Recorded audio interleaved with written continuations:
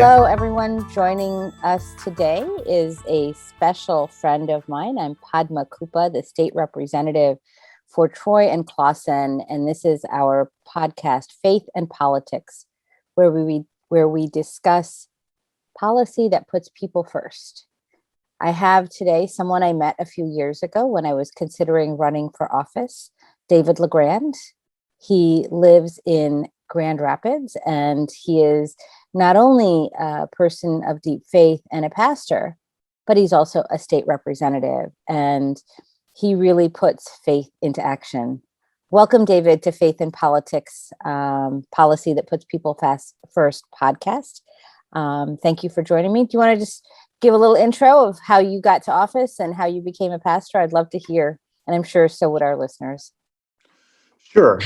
So I guess my origin myth on how I got into politics is I've been involved in politics really since 2005, I suppose. I ran for Senate in 2006, but what started it was the 2004 re-election of George W. Bush, and something sort of snapped for me, and I thought, I've got to stop being a dinner party Democrat.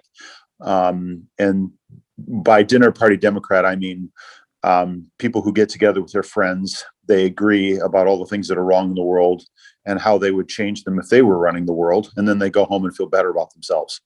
And the world is full of dinner party Democrats or dinner party activists, and I decided, I gotta actually do something about this, and so I just decided to run for office. And my first race in 2006, I pretty much knew I was going to lose. I was running against a well-liked incumbent in a district I'm a Democrat, and it was a 55% Republican district. So I worked really hard, but I knew I was going to lose. And actually, one of the reasons I ran knowing I was going to lose is so my kids could see me lose at something, because I think it's important to fail in public.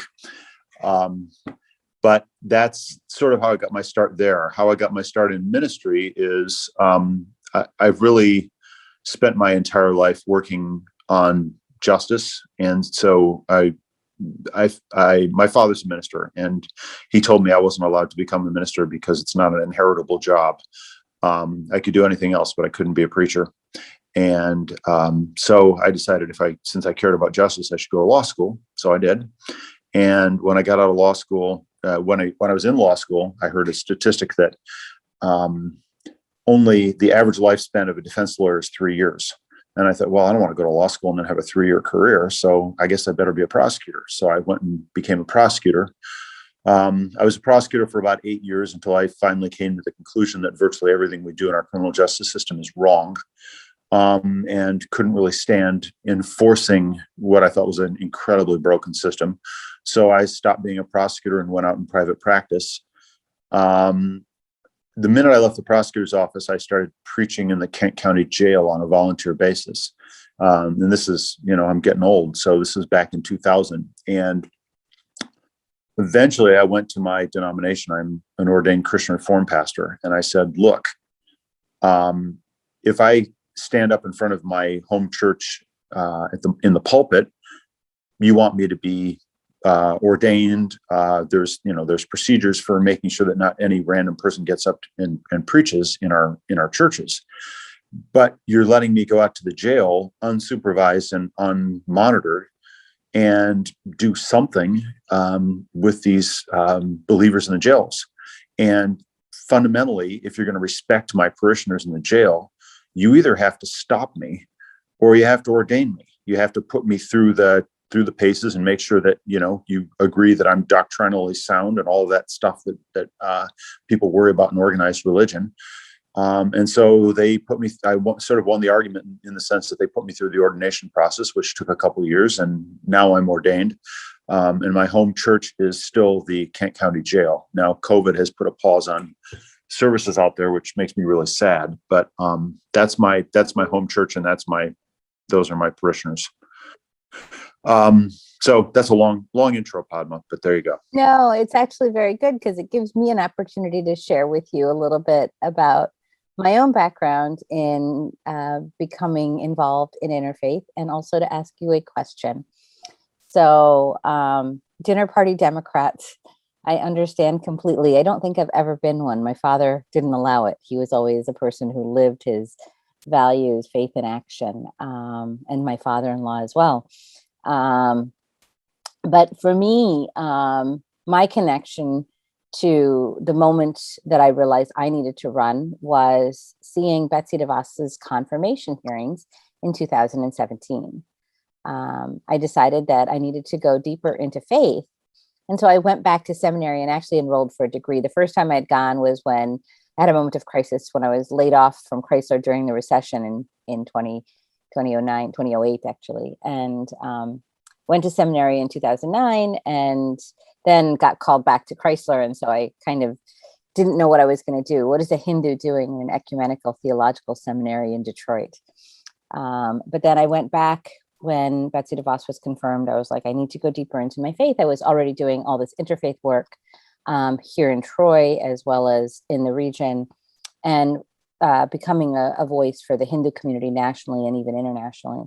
But in 2017, I went to Ecumenical Theological Seminary and enrolled in a program called a Master's in Theological Studies. And that was actually my call to action because I was studying Gospel of Mark. I wanted to know what inspired my Christian brothers and sisters across the region in not doing something about the inequities in our public education.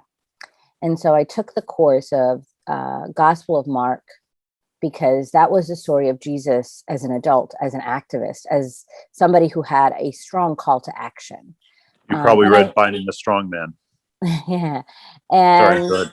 yeah. And so I overcame my fear because that was really one of my biggest challenges is fear about running for office. I had never run for office before. The last time I'd run for something was 8th grade Latin club president.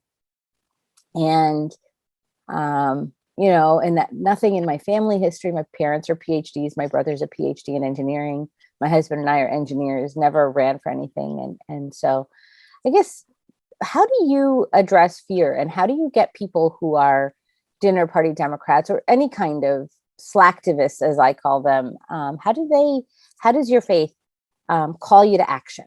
And what do you recommend for people to put their fear aside or overcome their fear? I think about fear a lot, actually. One of the things that strikes me about, you referenced the Christian Gospels, and one of the Gospels just ends with the phrase, "They were afraid." And I think people miss how much doubt and fear is just inescapably mingled into the gospel. And, Jesus' central message is sort of arguably, don't be afraid. And I often say that I think that fear is one of the chief tools of the devil, and safety is the other side of that coin, the promise of safety. And so for me to pick apart fear, the first thing I say is that safety is a lie. Nothing we do can make us safe. Nothing I do can stop me getting terminal cancer or already having it during this conversation. I don't know.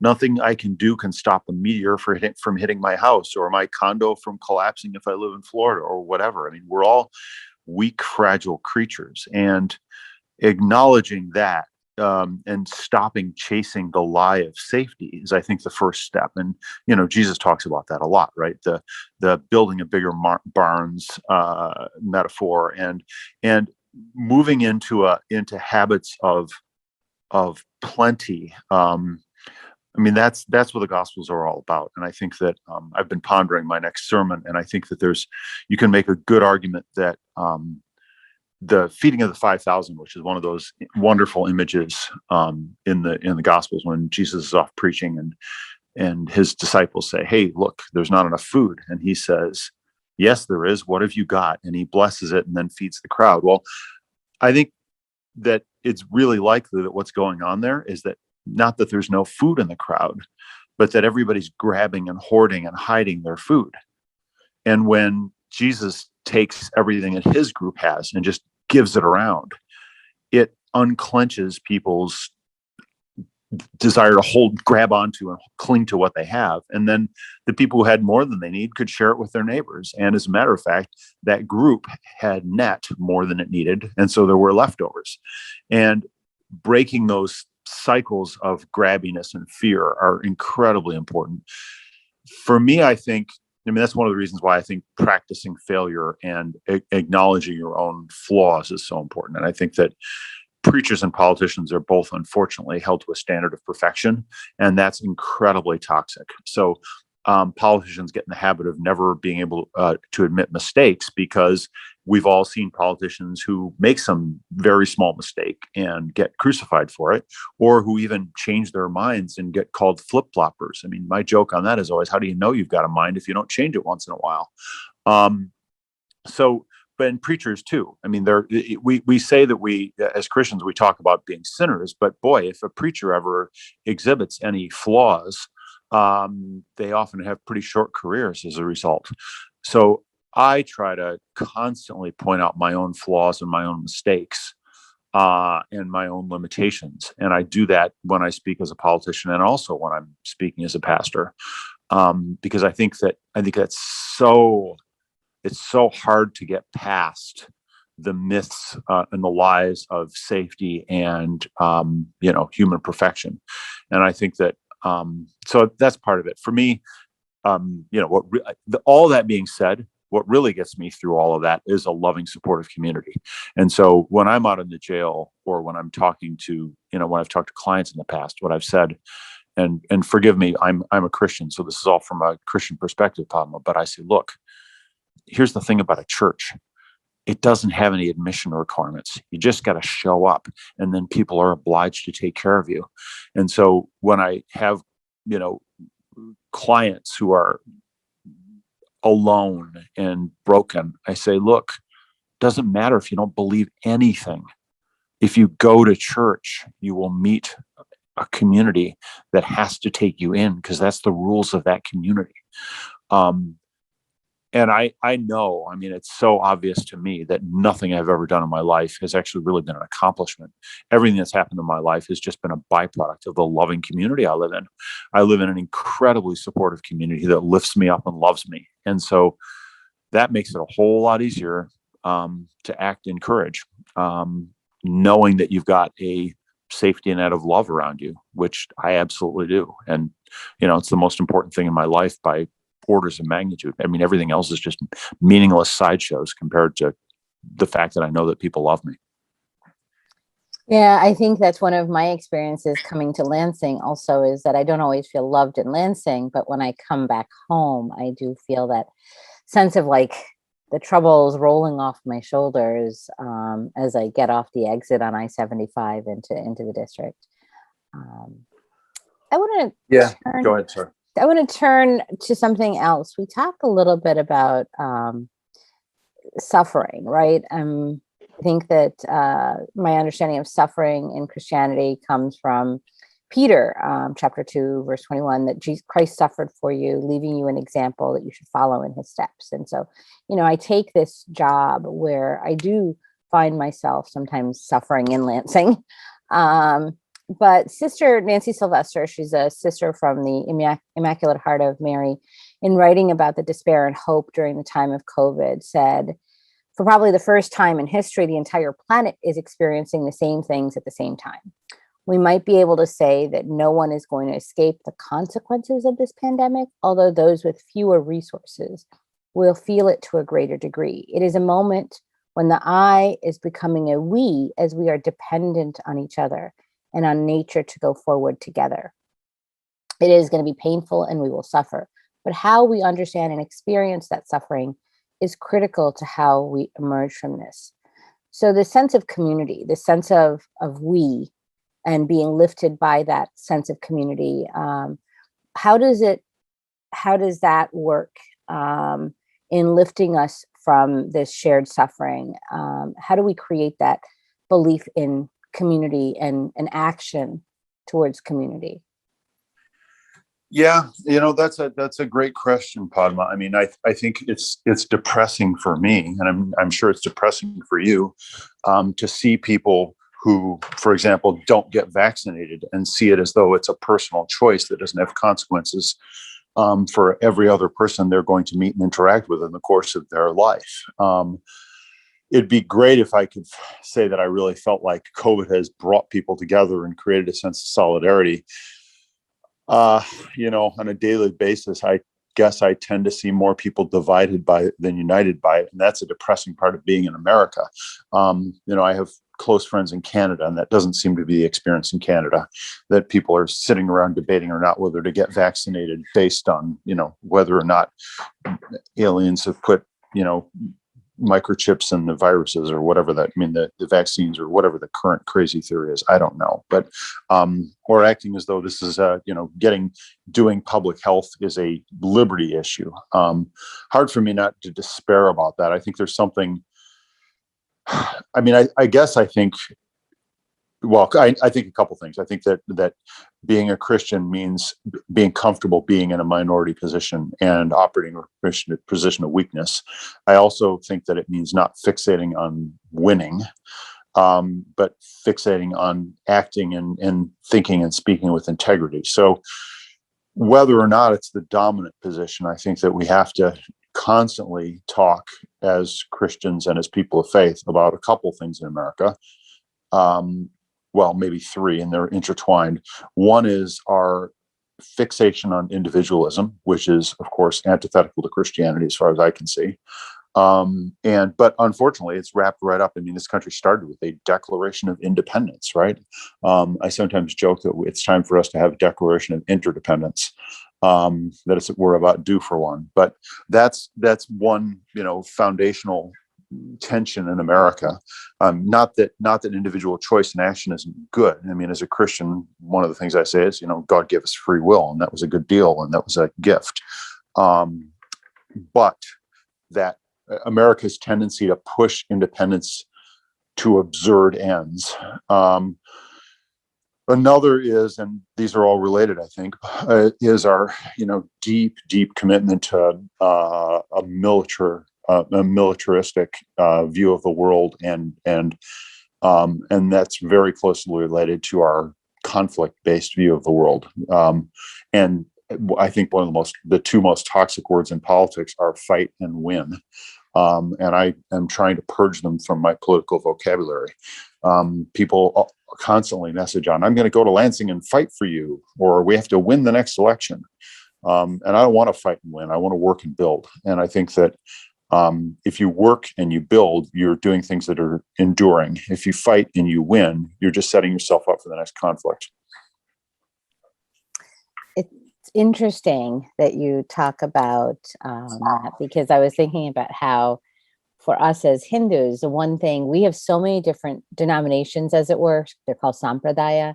We're not a prophetic tradition as Hindus like Christians are. 97% of Hindus are still in the place where, what we call the Indus Valley Civilization, South Asia, Akhand Bharat, colonizers divided and made it all pieces. But the idea that we are one family, and that one family, Vasudhaiva Kutumbakam, we are all God's family, and that we are is sort of the interdependence, right? The interdependence that you were talking about. And so what I do here affects somebody on the other side of the world. This is so apparent when we talk about the impact that human beings have on our climate and on our natural resources, and what we're doing to hurt Mother Earth, otherwise known as Bhumi Mata in our Hindu tradition. But I guess there's the question, families come in all shapes and sizes. And, the whole world is one family, but families come in shapes and sizes, individual families. How does faith shape our definition of family? And how does that definition of family define the kind of policy that we pursue? How do we help all families? Well, again, I'm always quicker and more comfortable, I suppose, going back to my own faith tradition. And I will just say as a side note that I've been reading and studying a fair amount of Buddhism recently, and finding it very helpful and instructive. And I think that a lot of Buddhism, properly understood, is not at all in tension or conflict with Christianity, properly understood and properly practiced. But that's another, I mean, that's a whole other podcast we could talk about, right? The benefits of interfaith dialogue. And that's obviously something you spent a lot of time and a lot of your life on. And honestly, I'm sure more than I have. But going to my tradition, there's a real simple answer to that for Christians, which is we reject the biological definition of family. And Jesus flat out directly rejected it. And I think that really Christians are called to a radical egalitarianism and a radical understanding of the preciousness of every single person, but on the level then of family. And so I think that I don't think Christians really have a good answer. I think there are lots of things that Christians have to live with as a tension, and that they're not going to have good answers to, that should keep them up at night. So, one is Jesus saying, take all you have and sell it and give it to the poor. I don't think that he was talking metaphorically when he was talking at that point in the gospel. I don't think he was just talking to that one person. And I don't think he was kidding. So then how do I make sense out of the fact that I, own a car when there are people in sub-Saharan Africa who are dying for lack of clean water? Shouldn't I just sell my car and send all that money to sub-Saharan Africa? I mean, that's not easy. I don't have an easy answer to that. And I think that's something I'm supposed to wrestle with and feel uneasy about my entire life. I don't think I'm going to be able to resolve that one. There are ways you get greater understanding. There are moments when you can move closer, I think. And, the question of when Jesus says, love those that hate you. I mean, that is some hard work. And I constantly wrestle with how to unpack that and how to understand it and how to live it. But another one then is Jesus saying, I don't have brothers and sisters and I don't have a mother. Anybody who's with me is my mother and sister and brother, by which I take it to mean essentially that, Jesus is completely rejecting the biological definition of family and seeing family as commonality of purpose and faith and value, in which case, and broadly understood, then it's the exact opposite of the message of build a wall. I mean, the argument for building a wall is I've got my stuff, too bad for you. I want to keep it and I want to define it and I want to make this delineate where my stuff starts and your stuff stops. And the message of Jesus is nope. And that's an incredibly hard message, but that's the message. No, I 100% agree that Jesus's message is one of protecting the vulnerable. What he says in the last chapter of the Gospel of Mark, why are we asking the widow to pay more than her fair share? His disappointment or outrage with the people that were expecting people to give more than they were able to. And he says very clearly in that same chapter, give to God what is God's, give to Caesar what is Caesar's, right? And talking about taxes. So, fair taxation. But I want to just talk about protecting the vulnerable for a second. As the vice chair of the Judiciary Committee and your belief in restorative justice, I know you've approached a lot of policies. When I talk about Justice for Allie, to listeners, it is the loophole in the law that I have been trying to close since my first day in the legislature. One of our constituents here in District 41 was a victim at the age of 19 of an online sexual predator. And so we're trying to close that loophole in the law and protect the vulnerable from online sexual predators and make sure that people are held accountable. And so just your own understanding. And one of the things that I've always admired about you is that you really take that concept of restorative justice, that all of us are God's children and somebody may commit a crime, but but then we have to make sure that we love them and show them the love. So just talk about policy and how you've really worked to ensure that our criminal justice system is more fair, treats all people fairly, no matter who they are.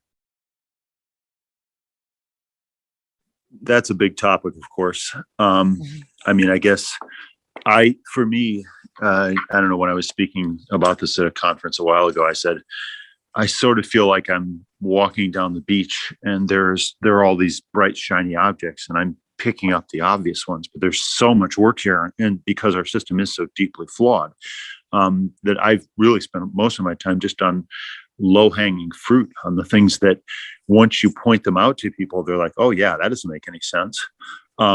Like, for example, in America right now, we use a system of cash bond, and we use it in 49 out of 50 states. Well, California, there's been some reform on this, but basically, when I got into office, there was only one state that didn't use cash bond. 49 of the others did. Now, what does cash bond mean? It means that when you're accused of something, not if you're convicted of something, but if you're accused of anything, you were brought in front of the court. And the question is, do we keep you lodged until we resolve whether or not you did what somebody says you did? Or do you get to go home in the interim until the trial? So these are people who have not been convicted of anything. They've been accused of something. And in the Middle Ages, we said, all right, you can go home, but you have to give us some stuff to make sure that you're going to come back. Well, fast forward to the present, really what you're saying then is we're using a wealth test to decide who goes home and who doesn't get to go home. So who then gets stuck in jail will often be the not rich. Well, those are the people who are most likely to lose their job if they're in jail for a week, or lose their housing, or lose their children. So we take the weakest people in society, we throw this huge stressor in their lives by locking them up when they get accused of something, and then we blame them when they fail. We blame them when all of these other things happen, in this sort of an inevitable consequence of being incarcerated. So it's a moral outrage that we do that. It makes no sense. What we should be doing is evaluating whether someone's a risk to the community and whether they're a risk to flee from the consequences of what they did. So are you a flight risk, or are you a risk to the community? And if you're not, you should be able to go home. It shouldn't have anything to do with money. So we built a two-tier system, one system for the rich and one system for the poor. Well, nobody actually wants that. Nobody defends that. It's not defensible, but it's what we do. So that is a huge example of a low-lying fruit. Like, there's nobody on the other side of that argument. There's no argument on the other side of that ethical argument. So working on cash bond is incredibly important. Then another one is, I often say when I talk on this, that we don't just have an incarceration crisis in America, we have a stigmatizing crisis, because people's criminal records follow them around and make it virtually impossible for them to get jobs or housing and all kinds of things. Well, I'm incredibly lucky to have been able to do work to make Michigan the first state in the country to automatically expunge, that is, to clean up people's records for some felonies. And the laws we passed are going to help about 1 million people in Michigan get their lives back on track. And people who get their criminal records cleaned up overnight, their income goes up 23%. So it's the most important anti-poverty thing that's happened in Michigan in our lifetimes. It's going to help about 1 million people. Well, we got that passed last session.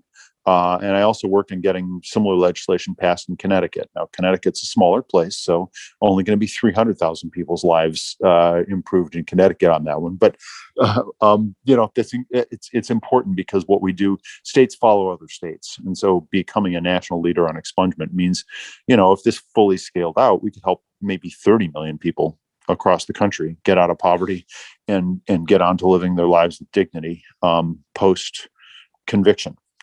So that's another example of low-hanging fruit, where there's not a lot of argument on the other side, really. It's just what we do. We just stigmatize and shame, and we don't really think about the consequences of it. We just let it happen. And so when you look around and you think, well, wait a minute, why do we do that? And there isn't really a good answer, then you can get it fixed. So, there are also, one of the things I've been lifting up recently is, because on average, every session we make 54 new crimes, or we make harsher crimes for 54 little things that we want to make harsher crimes for every session of the legislature. What that means is over time, the road to mass incarceration is paved with good intentions. It's paved with carve outs and harsher penalties for this and harsher penalties for that. And then all of a sudden we look around, and a generation later, on average, people in Michigan are being incarcerated for 5 years in our prison system, when a generation ago, the average sentence was 2.5 years. So we've doubled the average length of stay in Michigan prisons. We have there's actually, where do we stand in reference to the other states? I know you've told me that, which was eye-opening for me. You know, I was a activist on public education, and so coming into the legislature and learning things from people like you who have been involved in criminal justice reform and ensuring that we have a more equitable and humane justice system. Talk about that, because that's a huge issue as well. Yeah. So average length of stay in Michigan prisons is 58 months. Average in the country is 30 months. So we're almost twice the national average. And the average in the Midwest is 30 months. I mean, so my joke is, we don't have to become Norway. If we just became Ohio, we would have the size of our prison population. So it's incredibly important that we get our sentences in line with other places around the country, just as a starting point. And probably a lot of people listening to this know we incarcerate more aggressively than any country on the planet by orders of magnitude. And we have roughly 7 times as many people incarcerated per capita as other civilized countries. I mean, the two biggest divergent things between us and first world countries is our complete failure to have national health, and the other and real safety nets. And the other is we use incarceration as, we don't have a safety net, we have jails. Right. And also I would say that we penalize poverty. We criminalize poverty. Yep. Well, that's the cash bond problem, right? But Right. but it's endemic through the whole system. Yeah. Right. I'll tell you, I worked in automotive and auto finance, and I found that our, predatory lending and how we do, how we set up the rules, I found somewhat challenging. You and Tanisha Yancey have worked a lot on those issues. She's the representative for a part of Detroit and really understands this as well, given her background as an attorney as well. So really appreciate. Before we leave, I'm just going to talk about one last thing, and that is our common interest in ensuring that Michigan is actually a leader in an area where we are actually a leader, which is in automotive, and to make sure that we not only continue to lead in the electric vehicle space, but also to lead in the way we preserve our natural resources and protect our planet through encouraging and supporting EV infrastructure. Electric vehicles are a very important aspect of what's going on nationally in the automotive sector. And I'd like to see Michigan take a lead in that as a former engineer at Chrysler, former Chrysler employee. I think that all the automotives have a lot of energy invested in developing EV infrastructure and EV vehicles. Can you want to speak to that, and what prompted you to champion that as policy that puts people and planet first? Sure. I think that because I do think I'm an environmentalist, for whatever that means. I decided a long time ago, I bought a farm because if we're worried about carbon, carbon is soil. And so if you can grow topsoil, you can do carbon sequestration. We're net energy producers in my family. We have enough solar panels that we produce more electricity than we use. But then I, wound up buying electric vehicles and got into that space and realized that the real reason people aren't adopting electric vehicles right now is what's called range anxiety. They're worried they're going to run out of electricity halfway between point A and point B. It's not that they're worried that they'll run out on the way to the grocery store. They get that. But if they go visit their in-laws in Ohio, they want to be able to make sure they can go the whole way, or they just won't buy an electric car because they know they can do it with gas. Now, electric vehicles aren't going to like solve global warming, but they're at least a piece of the puzzle of getting away from fossil fuels. Doesn't matter if all our electricity is produced with coal, it doesn't matter. But we know we've got a path to get away from coal, and we've got a path to alternative energy. But you can't to consume solar electricity. You need an electric car, and so it's a piece in the puzzle. But I realized that we could be having fast charging stations, not the 220 volt, but charge your car in 10 minutes at our rest stops. We already own the rest stops, the state, and we have really low adoption on electric vehicles at this point. But we have this huge capacity to make and to continue to make cars in Michigan, and so this is a great example where the government should be helping the industry that we already have continue to do what it's already doing, because that's just more efficient and it's better for the environment and all those good things. So about 3 or 4 different things come together, right? Our pre-existing stake in the auto industry, are concerned about global warming, the fact that EVs are just better products, and so they're coming anyway. But how do we facilitate a quicker adoption? Well, we build the infrastructure. That's what government is arguably, one of its core competencies: building roads, right? So you and I have a package which is going to facilitate charging stations on the sides of the highways, and charging stations that are like gas stations. They'll let you charge it fast and keep moving. And I'm really excited about that. And your package has moved through committee now. And so, on to the Senate. And I hope that we can seize the moment and keep the inertia going in a positive direction. And I'm really glad that Ford and GM are actively rolling out good products now. I mean, there's no doubt that they really are, and that they're really invested in this. And I hope that if we can help them help themselves, or help Michigan win, that we will be doing good as legislators, you and me. Right. While we may not like the terms fight and win, I do really appreciate working with you to build a stronger Michigan for all families, for all people. Thank you so much, David, for being such an ally and lifting these issues today on faith and politics, policy that puts people first. I look forward to another conversation with you on the House floor. Right on. Thanks, Padma. Thanks so much for doing this. Okay, bye.